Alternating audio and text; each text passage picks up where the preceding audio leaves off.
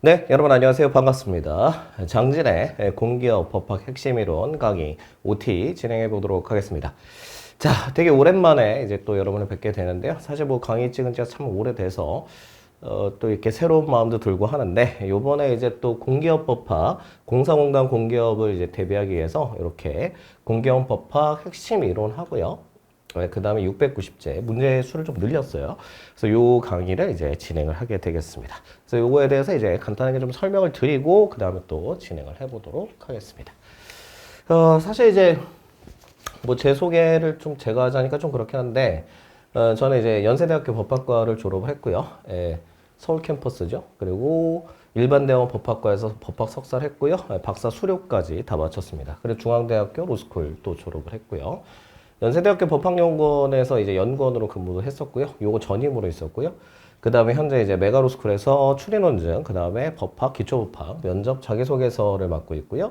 그 다음에 에듀윌에서는 이제 법원검찰 형법을 맡고 있습니다. 그리고 현재 이제 메가로이어스 이제 변호사 시험인데요. 변호사 시험 대비로 이제 형사법을 또 맡고 있어요.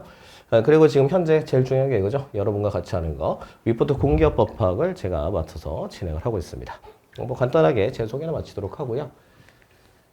일단 이제 공기업 법학을 과연 어떻게 공부할 것인가를 좀 간단하게 설명을 좀 드려야 될 텐데, 사실 이제 지난번까지 강의 찍을 때는 그 강의가 좀 급했어요. 그러니까 전반적으로 뭐라 그럴까, 좀 빨리 진행을 해야 되는 그런 시간적인 압박이 좀 있었기 때문에 좀 빨리빨리 진행을 했는데, 제가 요번부터는 되게 천천히 할 겁니다. 강수도 좀 늘릴 거고요. 그리고 단어도 하나하나 좀 설명하는 방식으로 좀 할 거기 때문에 아마 법학을 여러분이 공부를 하셨든 하지 않으셨든 간에 조금 수월하게 접근할 수 있게끔 이제 하려고 합니다. 그리고 일단은 여기 보시는 것처럼 공기업 법학에서 과연 어떤 것들이 출제되는지 좀 보실 필요가 있는데, 사실 법학 개론이라고 되어 있는데 이게 참 그래요. 사실 법학 개론이라고 하면 법학 전체를 얘기하는 거죠. 개론이란 말 자체는 그냥 뭐 일반적인 이론이라든지 좀 이제 기초 이론 약간 이런 느낌이 좀 강한데, 사실 법학개론이라고 시험을 출제하는 것 자체가 그냥 시험 푸는 사람 입장에서 죽어라 하고 내는 거에 좀 가깝습니다. 사실 이제 법학개론이면은 법학 전범이라 아무거나 내도 절대로 욕을 먹지 않는 그런 시험이 되죠. 그래서 이 법학개론이 지금 보시는 것처럼 법의 기초, 그러니까 법이란 무엇이냐부터 시작해서 이 헌법행정법, 얘네를 이제 우리가 공법이라고 얘기를 하는데, 이 공법 파트, 그 다음에 민법, 상법, 그 다음 민사소송법, 요런 것들을 또 이제 민사법이라고 얘기를 하고요. 그 다음에 이제 형법, 그 다음에 형사소송법, 얘네를 또 형사법이라고 또 얘기를 합니다.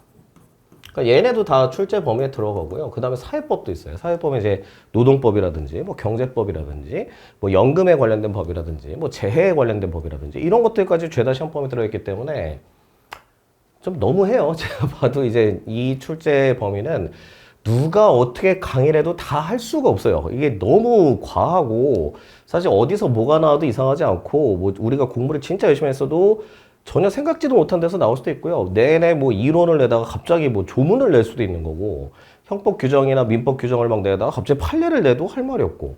근데 이제 다만 이제 우리가 예상할 수 있는 거는 이름 자체가 지금 보시면 이렇게 돼 있잖아요. 법학이긴 한데, 이렇게 돼 있단 말이죠. 법학 개론. 그러니까 깊은 정도의 수준의 문제는 출제하지 않겠다라고 이제 생각하시면 됩니다. 근데 이 법학개론이라는 게 참 어려운 게 뭐냐면, 깊은 수준으로 들어가게 되면 뭐 예를 들어서 형법이다, 뭐 민법이다, 헌법이다, 그럼 파고 들어가면 돼요. 그러니까 한 챕터에서 중요한 이론들 보고 뭐 헌재 결정례를 본다든지 아니 대법원 판례를 본다든지 뭐 이렇게 하고 쭉쭉 하고 들어가면 되는데, 이건 얕고 넓게 봐야 됩니다. 그래서 이 법학개론이라는 과목 자체가 수업하는 사람 입장에서도 듣는 사람 입장에서도 상당히 좀 피곤한 과목이에요. 근데 이거를 왜 자꾸 시험을 보느냐를 생각해 보시면, 뭐 예를 들어서 이제 건강보험 심사평가 같은 거 보시면 인성검사 하겠죠. 얘가 이제 조직에 잘 어울릴 것이냐 할 건데, 지금 보시는 것처럼 이런 거 있잖아요. 그래서 지금 보시면 뭐 행정직, 심사직, 전산직의 뭐 문제 해결 능력, 수립 능력, 의사소통 능력, 정보 능력, 이게 보통 우리가 적성 시험이다 이렇게 얘기를 하는데, 뭐 NCS라고 하기도 하고, 이게 이제 요즘 트렌드긴 해요. 공무원도 이제 PSAT라고 해서 공직적성 시험을 보기도 하고, 로스쿨 같은 경우에는 이제 리트라고 해서 법학적성 시험을 보기도 합니다. 사실 요거는 이제 사전 지식으로 푼다기보다는 실제 문제 푸는 연습을 해서 시험 보는 적성을 테스트하는 시험이라고 볼 수 있는데, 그 다음에 또 밑에 보시면 이제 그 보건의료 지식평가가 나와요. 그래서 행정직, 열문항, 심사직, 사시문 이렇게 나오는데 문제는 이 건강보험심사평가 같은 경우 보시면 출제簿 이렇게 적어줍니다. 국민건강보험법 이렇게 낸다는 거죠. 그래서 국민건강보험법 딱 보시면 여기 보시면 뭐 법률, 시행령, 시행규칙을 내겠다. 그 다음에 또 이제 노인장기요양보험법 같은 것도 이제 건강보험공단에서 또 출제가 되기도 하고요. 그래서 지금 보시는 것처럼 행정직을 할 때 이렇게 돼 있잖아요. 법학. 근데 좀 되게 불친절하긴 해요. 제가 봐도 너무 불친절해. 그럼 법학을 내겠다. 그럼 뭘 내겠다는 거예요? 법학을 다 내겠다는 거잖아요. 그러니까 출제자 맘이라는 거예요. 그리고 기출문제를 풀었다고 해서 똑같은 문제가 나오리란 법도 없고 사실 그 범위 말고 다른 범위에서 내도 할 말도 없고 그래서 상당히 좀 까칠한 그런 상황이 되는데 어쨌든 우리가 여기 있는 것처럼 이런 공사공단 쪽에 또 우리가 입사를 하기 위해서는 법학계라는 과목을 뚫고 들어가야 됩니다. 물론 이제 다 맞는 거는 그 쉽지 않은 일일 수도 있어요. 사실 저도 이제 문제를 이제 완전히 복원되진 않으니까 문제가 날아서 보면 이게 답이 맞나라고 물음표가 달릴 때도 있어요. 이거 출제자가 너무 자의적으로 낸 거 아닌가 뭐 이런 생각을 할 때도 있습니다. 근데 그 문제는 뭐 누구라도 틀릴 수밖에 없는 문제라면 사실 뭐 그 문제를 가지고 당락이 결정되진 않죠. 하지만 우리가 보시는 것처럼 법의 가장 일반적인 내용들이 출제가 됐을 때 그 문제를 누가 안 틀리고 많이 맞추느냐 그게 바로 이제 합격을 가르는 그런 길이라고 볼 수 있겠습니다. 사실 뭐 100문제가 나온다 치면 100문제를 다 맞춰야 붙느냐 뭐 그런 건 아니에요. 100문제를 만약에 출제한다 그럼 한 10개는 죽으라고 낼 겁니다. 그래서 죽어봐 이렇게 낼 거예요. 뭐 풀어봐 너 이거 모르지 뭐 이렇게 낼 거예요. 근데 그것까지 풀 수 있는 상황은 아니기 때문에 보통 이제 우리가 90% 정도의 정답률을 보인다 전체 문제에서 그럼 합격선이 되는데 크게 원래 기본적으로 지장은 없습니다. 물론 이제 문제 난이도나 응시자의 어떤 전체적인 평균 뭐 이런 것들을 비교해보면 약간 달라질 수는 있지만 우리가 보통 이제 다 맞아야 된다. 그거는 이 법학개론에서 약간 좀 어려울 수 있어요.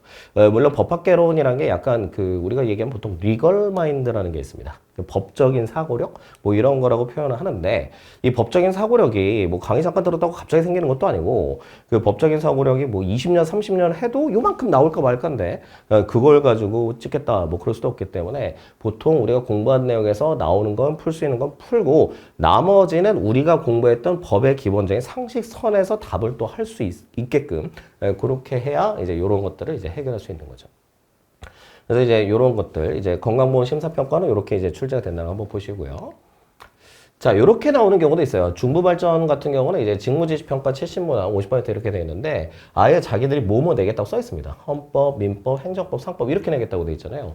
근데 이 중부발전이란 그 기업의 특성상 얘네는 형사법이 딱히 필요한 그런 회사가 아니잖아요. 그러니까 뭐 형법이나 형사소송법은 니네가 몰라도 되지만 들어와서 일을 하려면 헌법이 빠지는 경우는 거의 없어요. 왜냐하면 헌법은 우리가 법 중에 법이라고 얘기하기 때문에 법 위의 법입니다. 그래서 모든 법률은 헌법 밑에 있기 때문에 우리가 헌법을 모르고 뭐 기본권을 논한다든지 헌법을 모르고 뭐 국회 얘기를 한다든지 헌법도 모르고 대통령 얘기를 한다든지 뭐 자유민주주의 뭐 이런 얘기를 하면 되게 이상하지 않습니까? 그래서 헌법은 웬만하면 기본적으로 들어있는데 이 회사의 특징상 이제 민사관계라든지 그 다음에 어떤 행정청과의 관계라든지 그리고 상사 계약에 관련된 것들이 주를 이루기 때문에 그걸 명시적으로 딱딱 집어넣은 거예요. 그래서 얘네는 이제 출제할 때 헌법, 민법, 행정법, 상법을 출제하겠다라고 이제 포인트를 잡은 거죠. 물론 이 네 개 중에 아마 민법, 행정법 쪽이 출제비가 조금 더 높을 수도 있습니다. 그리고 중부발전 주식회사 이렇게 돼 있기 때문에 헌법은 원래 나올 만한 거 나오는 거고요. 그 다음 민법하고 행정법, 상법은 뭐 주식회사 관련된 규정들이 좀 나올 수도 있겠죠. 주식회사니까. 그렇게 보시면 되겠습니다. 그 다음에 뭐 나머지는 됐고요. 그래서 이제 우리가 봐야 될 거는 제가 이제 강의할 때는 법학개론 처음부터 끝까지 쭉 하겠지만 여러분이 어느 직렬에 어떤 회사, 어떤 공사공단, 어떤 공기업을 지원하는지에 따라서 여러분이 필요한 법들이 다 달라집니다. 그래서 그런 것들을 좀 발췌해서 공부를 하실 수 있어야 돼요. 저는 이제 강의 순서는 요 앞에 보신 것처럼 쭉 맨 처음에 법의 기초이론하고 헌법, 행정법 다루고 그다음 민법, 상법, 민사소송법 다루고 형법, 형사소송법 다루고 사회법 다루고 이런 순서로 이제 진행을 하게 할 건데 여러분이 그 챕터를 보면서 여러분이 지원하고자 하는 그 회사 직렬에 정확하게 맞는 그런 것들을 찾아서 강의를 수강하시면 되겠습니다. 자, 강의를 이제 어떻게 진행할 거냐면요. 이 법학 전반에는 이론 정리를 먼저 시작을 할 겁니다. 그래서 이번에는 이제 책 자체가 그게 두 가지로 분류가 돼 있어요. 그래서 이제 이론편이 있고요. 문제편이 있습니다. 그래서 여기 이제 파트 1이고 여기 파트 2예요. 그래서 책을 반으로 쪼갤 수도 있게 돼 있어요. 쪼개는 거는 그냥 쪽 쪼개지는 게 아니라 여러분이 자르시면 된다는 얘기입니다. 그래서 이제 여러분이 이제 신경을 좀 쓰셔야 될 게, 만약에 내가 작년에도 법학 공부를 했었고 법대도 나왔고 법학은 내가 좀 자신 있다, 법학개론도 웬만한 문제는 다 풀어봤다, 이런 분들이면 이 이론하고 문제 중에 이쪽에다 초점을 두고 요거를 참고하시는 방법이 있어요.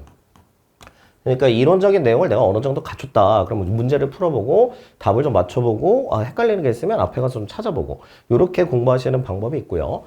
근데 나는 이번에 처음이다, 나는 법학 이제 처음 봤다, 너무 힘들다, 단어가 뭔지도 모르겠다, 그럼 반대로 하셔야죠. 그럴 때는 요 이론을 먼저 하고 그 다음에 관련 챕터의 문제를 또 이제 풀어보시면 됩니다. 그래서 결국은 여러분이 이론과 문제 중에 어느 곳에 정도 중점을 둘 거냐를 이제 말씀을 드리는 거예요. 그래서 처음 이제 공부하실 때는 이론적인 측면에 좀 더 초점을 두고 그걸 바탕으로 문제를 푸는 게 좋을 것이고, 그 다음에 문제를 풀다 잘 모르겠으면 이론을 다시 가서 이제 확인하시는 거죠. 그러니까 이론도 보고 문제도 보고 문제 풀고 다시 이론도 확인하고, 그렇게 해서 회독수, 즉 책을 여러 번 볼 수 있게 하는 게 이제 우리가 가장 중요하게 생각해야 될 지점입니다. 근데 미리 공부가 돼 있었다, 그럼 문제를 미리 풀어보고 문제와 관련된 이론을 여러분이 읽어보셔도 돼요. 그럼 수강할 때 또 찾아서 들으실 수도 있겠죠. 제가 문제편하고 이론편하고 계속 잘라서 이제 강의를 진행할 거기 때문에 필요한 것들 찾아서 들으시면 되겠습니다. 그래서 이론 부분은 이런 식으로 이제 서술이 돼 있어요. 그래서 법의 분류가 뭐다, 그리고 법은 이렇게 나눠진다 라든지, 그래서 중요한 키워드들은 제가 강의할 때마다 이렇게 체크도 해드리고 별표도 치고, 이 부분이 출제 빈도가 얼마나 된다, 이런 것도 체크해 두세요, 이렇게 설명을 드리게 될 겁니다. 그 다음에 이제 실제 공사공단 기출문제와 예상문제를 690문제를 제가 실어놨는데, 이 690문제가 다 이제 기출문제는 아닙니다. 그리고 이제 아시다시피 이제 공사공단이나 공기업은 이제 문제가 공개되는 건 아니고 약간 복원에 가깝기 때문에 문제 정확도가 좀 떨어져요. 그래서 지금 보시는 것처럼 이 중부발전 같은데 이런 게 나왔었어요. 요건 이제 복원이 된 거고요. 여기서 이제 이런 식으로 이제 답을 찾아내는 거죠. 그래서 뭐 이제 법률행위 일부분이 무효면 전부냐 일부 무효냐, 취소된 법률행위 처음부터 무효냐 아니면은 그때부터 무효냐, 이런 식으로 이제 답이 이제 나오게 되는 거죠. 요건 이제 민법에서 나오는 내용이니까 나중에 또 확인하시면 되겠습니다. 그래서 실제 공사공단 기출문제를 이렇게 좀 실어놨고요. 그 다음에 보시면은 예상문제도 많이 있어요. 예상문제도 한 200개가 넘게 들어가 있을 겁니다. 그래서 그런 것들도 이제 간략간략하게 다 해설을 드릴 거니까. 그 다음에 요런 경우는 이제 되게 간단한 문제긴 한데, 뭐 예를 들어서 이런 문제 같은 경우는 그 보건복지의료공단에 나왔던 건데, 점에 관한 설명으로 옳지 않은 걸 고르는 건데 오지선다였고요. 근데 요거는 난이도가 좀 있겠죠. 왜냐면 다툼이 있으면 판례 의함이라고 돼 있으니까. 근데 이거 기본 이론할 때 다 설명을 드릴 내용이긴 한데, 여기 보시는 것처럼 1, 2, 3, 4, 5번의 근거가 뭔지, 그래서 저는 이제 근거 조문, 근데 관련 이론, 만약에 판례까지 출제가 됐으면 판례까지도 해설에 다 넣어놨습니다. 그래서 690문제 중에 해설이 없는 문제는 한 개도 없어요. 그래서 해설을 다 달아놨어요. 그래서 만약에 강의를 듣기가 좀 어려운 상황이다, 좀 급하다, 그럼 문제 풀고 해설 보고 문제 풀고 해설 보고 이렇게 작업을 하셔도 되겠습니다. 그래서 이런 식으로 이제 진행이 된다는 거 말씀드리고 싶네요. 그래서 책은 이렇게 되어 있습니다. 표지가 색깔이 약간 좀 다르긴 한데, 그래서 이제 그 핵심 이론 문제풀이 690제 이렇게 되어 있고요. 아까 말씀드린 순서는 법의 기초 이론, 공법, 민사법, 형사법, 사회법 이런 순서로 되고요. 그래서 이제 이런 식으로 쭉 이제 진행이 됩니다. 이렇게 묶이고, 이렇게 묶이고, 이렇게 묶이고. 그래서 강의는 이렇게 쭉 순서가 되기 때문에 여러분이 보시는 것처럼 하시면 되겠고요. 제가 아까 말씀드린 것처럼 이론 파트하고 문제 파트를 분리해놨기 때문에 귀찮으면 스프링 제본 두 권 해가지고 보세요. 그래서 이론 파트 보고 문제 파트 옆에 놓고 끼고 보시든지, 그건 여러분이 편한 대로 하십시오. 그래서 이제 이 전판만 해도 그 이론 다음에 바로 챕터 D마다 문제를 붙여놨는데 너무 복잡해졌어요, 책이. 그래서 이제 이론 파트 쫙, 문제 파트 쫙, 그래서 여러분이 두 개 쪼개서 이렇게 볼 수 있게, 뭐 두 권으로 만들고 싶었는데 그럼 너무 복잡해져가지고 한 권 안에 이제 분리할 수 있게 작업을 해놨습니다. 그래서 590제가 아니라 690제죠. 그래서 이렇게 진행이 된다는 거 참고해 주시면 되겠습니다. 그래서 공기업법학을 이제 학습하는 마지막으로 말씀드릴 건 바로 이 부분인데, 공기업법학은 사실관계를 접하는 즉시 관련 법령이나 판례를 떠올리는 습관, 요게 이제 리걸마인드라고 하는데 쉽지가 않아요. 사실 리걸마인드는 그러니까 저는 이제 법학을 공부한 지가 거의 30년이 됐기 때문에 그래서 저 같은 경우는 이제 보면은 그냥 요런 요 사안은 그렇구나. 무슨 법을 보게 되면 이 법은 이런 의도로 만들어졌겠구나. 이렇게 판단할 수는 있는데 사실 그렇다고 해서 객관식으로 판단하는 건 아니죠. 저는 제 주관에 의해서 판단하기 때문에 근데 여러분은 이제 객관식을 푸셔야 되잖아요. 객관식이면 근거가 좀 있어야 돼요. 객관식이 왜 1, 2, 3, 4 중에 왜 4번이 왜 틀렸느냐, 1번이 왜 맞느냐, 이런 근거가 정확해야 되는데, 약간 아쉽게도 우리 공사공단 공기업법학에서 객관식이 출제될 때는 40문제라고 또 가정을 해보면 한 서너 개 정도는 물음표가 좀 달려요. 이거 도대체 무슨 의도로 냈을까? 이게 답이 뭐라고 생각하고 냈을까? 이런 생각이 좀 드는 문제들도 있습니다. 근데 그 문제는 뭐 틀려도 당락에 지정되는 게 아니기 때문에 뭐 운 좋게 맞추면 맞추는 거고요. 틀리면 틀리는 거고. 근데 그런 거 말고 좀 명확하게 근거를 제시하거나 그런 문제들이 나오면 여러분이 문제를 공부했던 거에 바탕으로 푸셔야 되겠고 만약에 공부한 것에서 벗어나서 나왔다. 그럼 여러분의 법적 사고에 의해서 이제 답을 하셔야 돼요. 그러니까 내가 볼 때는 요 지문과 요 지문은 서로 문제가 생긴다. 예를 들어서 뭐 1번 선택지하고 2번 선택지는 동시에 맞을 수 없는 선택지 같은데 그럼 둘 중에 하나가 답이겠네 라든지 그런 이제 요령들이 좀 필요하다는 거죠. 그래서 이제 사실관계에 접하면 관련된 게 뭘까? 이게 이론적인 거잖아요. 그래서 이런 것들을 떠올릴 수 있어야 되고 그래서 여러분은 이론을 정리를 좀 하셔야 되고요. 실전 문제 풀이도 하셔야 됩니다. 사실 이제 법학 공부를 잘 하는 경우는 사실 이제 맨 처음에 이해에 초점을 두셔야 돼요. 그러니까 법은 이해가 안 되면 외우는 수밖에 없어요. 그래서 외운다고 하기엔 양이 너무 많아요. 사실 우리가 법학개론, 아까 서두에도 말씀드렸지만, 이 법학개론은 그냥 과목이 깡패입니다. 그냥 법학개론은 내고 싶은 거 막 내도 돼요. 사실 제가 뭐 아주 좀 쉽게 말씀드리면, 제가 만약에 법학개론 출제자예요. 물론 출제해본 적도 많이 있지만, 제가 법학개론 문제를 출제하는데, 제가 법을 명시를 안 했어요. 그냥 법학개론을 내겠다. 그럼 대한민국 모든 법이 다 들어가지 않습니까? 아무거나 내도 되잖아요. 내가 내고 싶은 거. 야, 요거 내면 틀리겠지? 호호호. 뭐 이렇게 될 수도 있고 너무 잔인하지 않습니까? 그래서 그런 것들을 우리가 다 외울 수는 없기 때문에 일단은 법이란 이런 거구나. 이런 걸 물어보면 이런 식으로 답이 나오겠구나 라고 이해를 좀 하시고 그 다음에 이 정리를 좀 하셔야 되는데 이 정리는 이제 밑줄을 한다든지 아니면 형광 펜치를 한다든지 이런 것들을 저랑 같이 공부하면서 제가 체크하면 별표도 치면 같이 별표도 치고 형광 펜 치면 형광 펜도 치고 중요하다 그러면 중요 이렇게도 써놓고 그리고 덮으면 안 되죠. 왜냐면 이해가 됐고 정리됐다고 그래서 그러면 책 덮으면 어떻게 돼요? 하루 지나면 기억 하나도 안 날걸요? 일주일 지나면요? 내가 그런 걸 공부한 적이 있던가? 뭐 이렇게 될 겁니다. 그래서 이해 정리까지 했으면 여러분이 하셔야 될 게 뭐냐면 암기는 좀 하셔야 돼요. 암기를 법률 규정을 다 외우라는 얘기가 아니고요. 내가 정리된 내용을 되새김질을 할 수 있어야 됩니다. 그러니까 내가 이렇게 이해했고 내가 이해한 내용의 바탕으로 정리를 했으니까 이런 키워드가 나오면 이런 식으로 연결해야 되겠다. 단순히 이 법학개론은 다른 시험하고 다르게 뭐 두 문자라고 있잖아요. 그 단어의 앞대가리 따서 막 외우는 거. 주르르 뭐 옛날에 우리 그 원소 뭐 주기율표 같은 것도 막 앞자리 따서 외우고 그랬잖아요. 사실 법학개론은 그렇게 외운다고 해결될 일은 아닙니다. 그래서 뭐 두 문자를 따서 외운다고 풀 수 있느냐? 법학개론이 약간 그거하고 좀 거리가 있어요. 그래서 여기 있는 것처럼 여기서 암기한다는 거는 정리된 내용을 머릿속에 잘 넣어두겠다예요. 근데 이해 정리 암기했다고 해서 한 번 했다고 해서 끝나는 게 아닙니다. 몇 번씩 반복하셔야 돼요. 그래서 결국은 여기 보시는 것처럼 법학은 휘발성이 강하기 때문에 이게 제일 중요해요. 늘 제가 강조하는 거지만 법은 반복해서 보는 것만이 살 길입니다. 법학을 그냥 한 번 보고 다 이해했다. 그런 사람은 존재하지 않습니다. 법학이란 거는, 이 법률, 법학이란 거는 사회적 합의에 의해서 굉장히 많은 사람의 머리가 모여져서 짜내서 이렇게 하자, 국회를 통과하고 난리를 쳐야 되는 게 법률인데, 그럼 우리가 한 번 보고, 이 법 알았어. 그건 너무 좀 그렇지 않습니까? 그게 너무 건방지다고 하기도 그렇고 너무 잘났다고 그래야 되나? 아무튼 그 이상하잖아요. 그러니까 여러분은 법률을 보고 한 번 보고 이해됐다가 아니라 그래 이 법은 내가 이렇게 했어. 근데 문제 풀 때 틀렸어. 그럼 이해한 게 잘못된 거네. 그럼 어떻게? 다시 돌아와야지. 다시 해야지 뭐. 그래서 그렇게 해서 반복 작업을 계속 해주셔야 그래야 법학교에서 좋은 성적을 거둘 수가 있을 겁니다.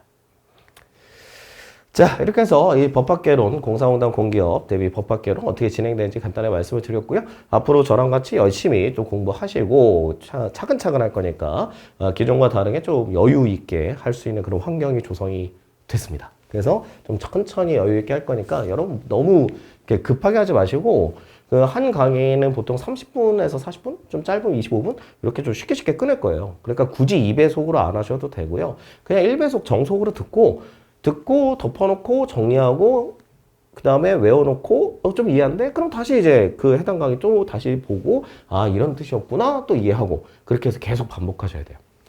꼭 책상 앞에서 앉아서만 공부하지 않으셔도 됩니다. 침대에 누워서 하셔도 되고요. 갑자기 잠 안 와서 열어보시면 보다 잠도 들겠죠? 뭐 그렇게 해서라도 계속 반복해 주시는 것만이 이 시험에서 좋은 성적을 거둘 수 있는 그런 지름길이 됩니다. 자, 우리 앞으로 이제 정규 강의에서 다시 만나뵙도록 하겠고요. 우리 앞으로 힘내서 열심히 한번 공부해 보도록 하겠습니다. 힘내시고요. 여러분의 합격을 기원합니다. 우리 정규 강의에서 다시 만나요. 네, 고맙습니다.